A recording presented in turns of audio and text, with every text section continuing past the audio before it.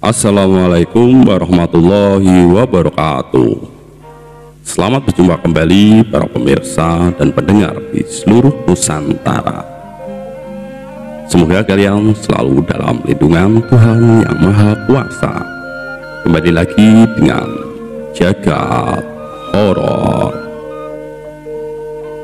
channel yang menyajikan kisah misteri, kisah horor, dan kisah gaib yang dikemas dalam visual gambar. Aku Anggoro. Aku mempunyai kisah seram saat bekerja menjadi guru di Ambon. Kisah ini yang tidak akan bisa aku lupakan, yang terjadi bertahun-tahun yang lalu. Kapal motor Tanjung Sele sudah sampai di pelabuhan, namun tidak bisa menepi ke dermaga seperti di pelabuhan Banda dulu.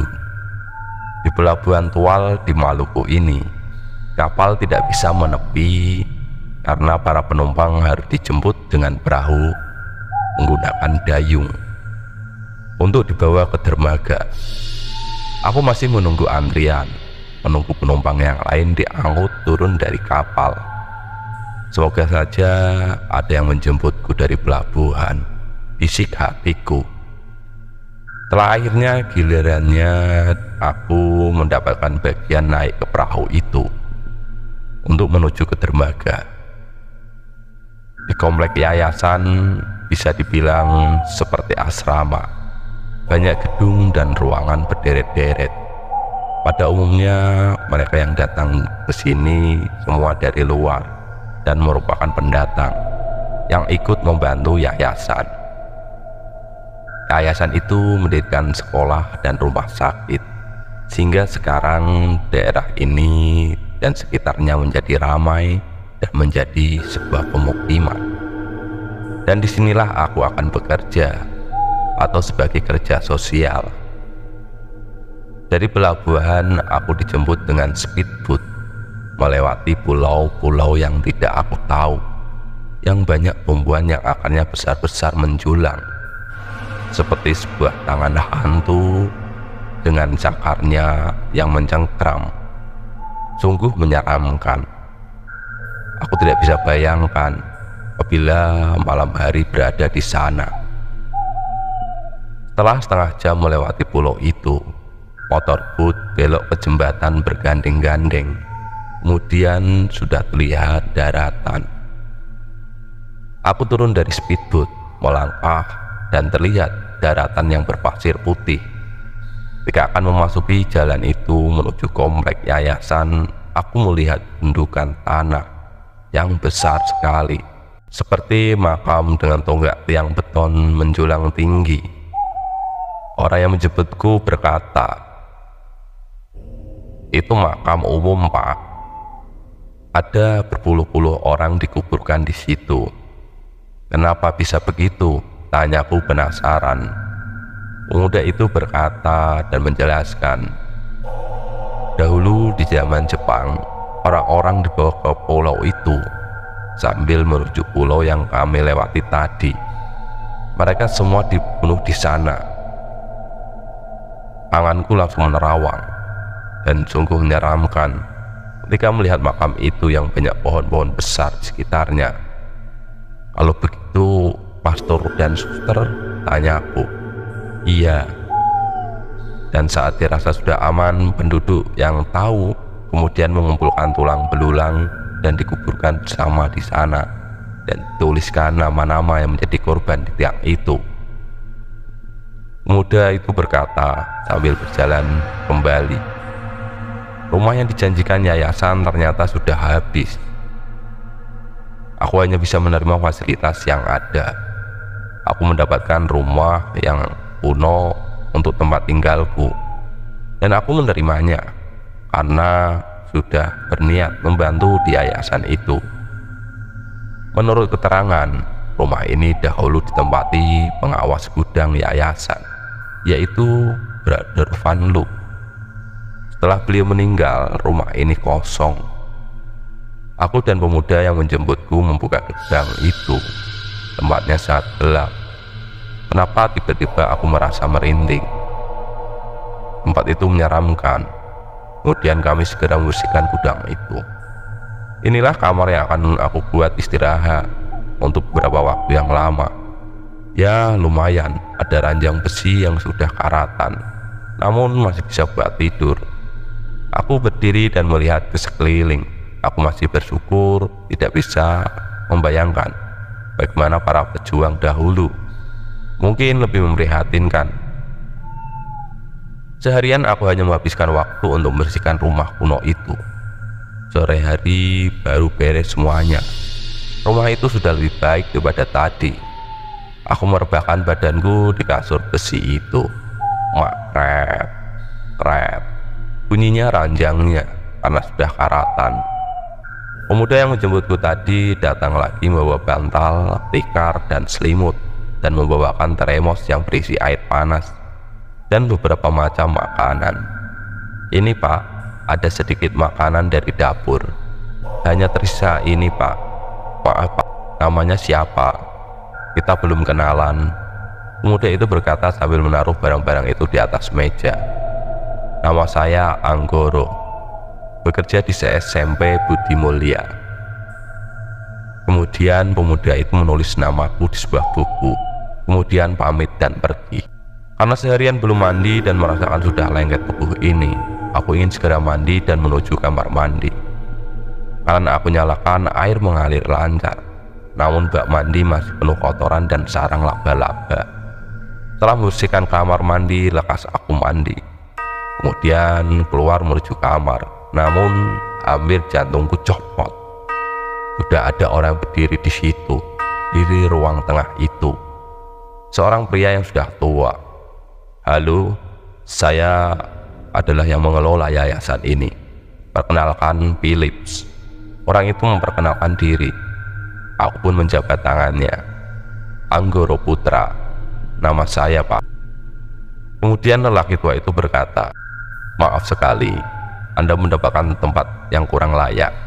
Semoga nanti bisa dapat tempat yang lebih bagus lagi ya. Kemudian berpamitan pulang. Aku hanya mengantarkannya sampai depan pintu. Malam sudah menjelang. Terdengar suara diesel mendengung membuat semua komplek itu terang benderang. Aku menghabiskan malam dengan cepat karena lelah sangat. Aku tertidur lebih awal. Pagi menjelang, aku berangkat ke sekolah tempat aku mengajar. Anak-anak dan murid langsung mengelilingi aku. Hari itu hari yang spesial buat aku. Tempat ini sangat berbeda dari tanah kelahiranku. Setelah pulang, anak-anak masih mengikuti aku berjalan pulang. Mereka nampak bahagia. Aku pun menggoda mereka. Siapa yang mau bantu Pak Guru bersih-bersih rumah? Saya Pak, Steve dan Edo, tambah Sam. Mereka bersemangat sekali. Aku hanya tersenyum. Tidak usah buru-buru, kalian istirahat saja dulu. Siapa? Mereka berempat menjawab berbarengan. Sorenya keempat anak itu benar-benar datang. Aku menyambutnya dan kami kembali membersihkan gudang atau tempat tinggalku itu. Tiba-tiba anak-anak berteriak, Pak, ada kursi. Setelah aku hampiri, ternyata sebuah kursi goyang yang tertimbun tumpukan kayu di sudut ruangan itu. Kayu-kayu itu kami singkirkan. Setelah semua kayu disingkirkan, kursi itu mereka lap. Catnya masih bagus. Aku memperhatikan kursi itu. Lumayan, bisa buat nyantai sore sambil ngopi, ujarku. Disambut tawa anak-anak. Aku sudah seminggu di yayasan ini. Waktu itu malam minggu. Lonceng kapel gereja kecil yang buat kebaktian biarawan hanya tinggal bekasnya. Pagar tembok sudah diganti pagar kayu dengan kayu pelepah sagu. Kapel itu telah rusak. Komplek ini dekat dengan lapangan terbang Langur. Makanya dari itu daerah ini disukai tentara Jepang dan untuk mendarat mereka saat infeksi. Setelah lapangan terbang Laha Ambon, Kursi goyang yang ditaruh sebelah jendela oleh anak-anak tadi dan bisa untuk memandang keluar untuk melihat air Sung lontar. Angin semilir dari luar mengelus wajahku. Lampu bangsal tidak kuhidupkan karena harus menghemat minyak. Lagi asik melihat indah malam itu, tiba-tiba terasa ada yang mencolek pundak. Aku pun langsung menoleh ke kanan dan ke kiri. Terdengar suara yang sedih dan ngelangut. "Aku Brother Van Lu, tolong jaga baik-baik kursi itu." Aku terhenyak dan kaget. Mataku aku cek-cek meyakinkan diriku, apakah aku tadi tertidur dan bermimpikah? Pikiranku kemana-mana. Aku langsung berdiri dari kursi itu dan meninggalkannya, dan langsung masuk ke kamar. Dan sudah waktunya listrik diesel dimatikan karena sudah lebih dari jam 9. Walaupun belum bisa tidur, aku memaksakan untuk tidur. Hari-hari berikutnya tidak terjadi apapun. Aku hanya memandang kursi goyang itu ketika pulang dan pergi ke sekolah, tidak lagi mendudukinya. Aku merasa kursi itu menyimpan misteri. Kadang aku merasa kursi itu bergerak-gerak sendiri. Samar-samar aku mendengar lagu-lagu Gregorian, yaitu lagu-lagu gereja yang menggunakan bahasa Latin yang sudah tidak dinyanyikan lagi. Dan sesuatu yang aneh selalu aku lihat ketika waktu tertentu di jam 6 pagi, jam 12, dan jam 6 sore. Dan ketika lonceng Angelus berbunyi, kursi itu pasti bergerak-gerak sendiri. Dan pada suatu malam, aku kepingin rasanya duduk kursi itu. Lampu yayasan yang sudah mati. Tiba-tiba kakiku melangkah menuju kursi goyang itu. Angin berembus menerpa wajahku dari sela-sela jendela. Tiba-tiba aku mencium bau harum yang menyengat. Ketika aku sudah hampir duduk, tiba-tiba kepalaku merasakan pusing yang sangat. Ketika aku mendengar suara, "Selamat malam Pak Anggoro." "Ah, bukan, Mas Anggoro. Selamat berjumpa dengan saya." Aku mencoba memfokuskan pandangan dan bertanya, "Siapa kamu?" Terlihat wujud seorang wanita. Wujud itu semakin jelas. Wanita itu tertawa seperti tawa orang yang geli. Mataku melihat seorang wanita yang berdandan ala Jawa yang sangat luwes, memakai kebaya lurik-lurik lembut sekali, seperti terbuat dari tenunan. Selendangnya yang tersampir di pundaknya berwarna hitam. Rambutnya yang hitam mengkilat, dengan sanggul rambut yang besar jatuh di tengkuknya. "Kok diam saja, Mas?" Wanita itu tiba-tiba bertanya. Aku tersentak dari lamunanku. Aku harus bilang apa? Kita baru saja bertemu. Kataku tergagap. "Aku sudah lama menunggu kamu, Mas. Di sini loh." Suara wanita itu manja. "Kok kamu lucu? Masa bisa begitu?" Aku menjawab sekenanya. "Memang lucu. Datangku juga lucu. Aku dibawa tentara Jepang Nippon. Teman-temanku banyak sekali." Tiba-tiba suara wanita itu berubah. Yang terdengar sekarang suara tangisan yang menyayat hati.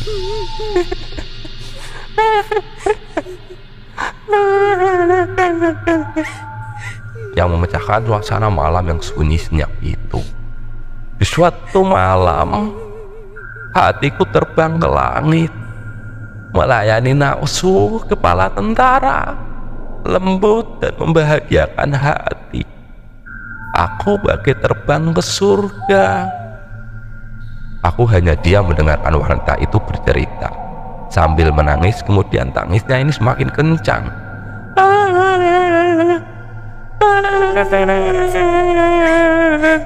Para bajingan itu menggilir aku. Aku sudah tidak kuat. Tahu-tahu aku disiram air. Aku dipaksa kembali orang-orang itu di setiap pagi dan malam. Aku harus melayani tentara-tentara itu sekali melayani sampai 5 orang, bahkan lebih. Suasananya semakin seram. Akan tetapi kursi itu masih tetap bergoyang-goyang. Kemudian terdengar suara menjerit melengking. Perempuan itu yang wajahnya tadi cantik berubah menjadi makhluk yang menakutkan. Rambutnya yang panjang sampai menyentuh lantai, tak beraturan. Kursi itu tiba-tiba berputar menakutkan. Tak tahu, gelap, aku jatuh pingsan. Sudah tidak tahu apa-apa. Setelah kejadian itu, aku masih mengajar dengan normal. Beberapa hari kemudian, pengurus yayasan menemui aku dan berkata, "Pak Anggoro, Anda dipindahkan ke Ambon mulai hari ini." Aku sangat bahagia. "Terima kasih Pak," jawabku. Pengalamanku beberapa waktu malam itu tidak aku ceritakan kepada kepala yayasan. Aku pun pindah ke Ambon. Selesai. Demikianlah kisah kali ini. Semoga bermanfaat dan menghibur sahabat semuanya. Saya beserta jajaran direksi yang bertugas pamit undur diri. Wassalam.